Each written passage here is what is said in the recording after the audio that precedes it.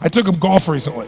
I thought, I'd never play this game. Old man's game, never do it, but my kids play, so I want to play with them. So I go out, and I do really well. I go out on this one day, and I outpower by my instructor.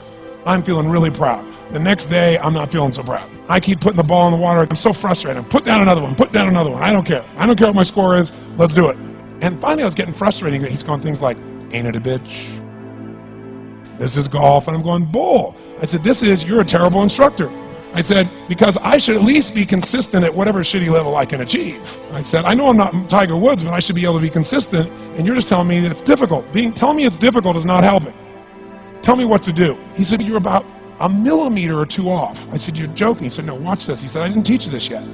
He said, when you approach the ball like this, he said, if you change the angle that you're attacking this just 1 or 2 millimeters, in the very beginning, do you see how that changes the arc?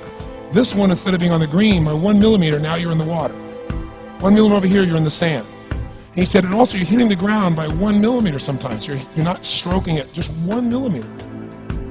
I thought, what a great belief system that when all hell's breaking loose and nothing's working, that you're only 1 millimeter off. Because most people think it's impossible, so they give up. Isn't that true?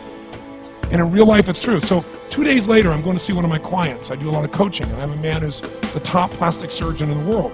He's going through some tough times in aspects of his life.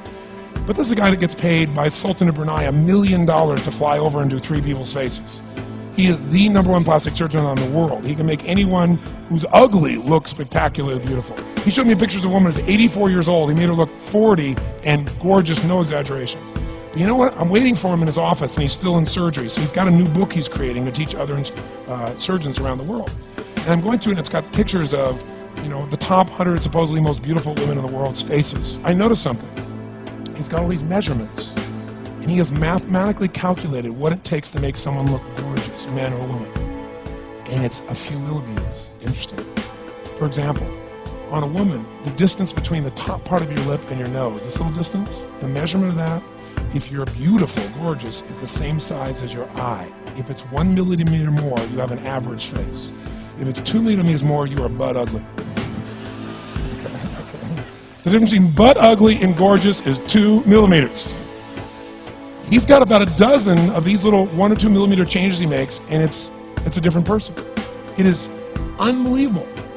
So a very powerful belief to leave today with would be, nothing's working, I'm 1 millimeter away. What little thing do I change? And when I do, it changes everything. Because I'm heading this direction, I make this little shift. You take that out an hour from now, a day from now, a week from now, a month from now, you have a totally different destination from that direction.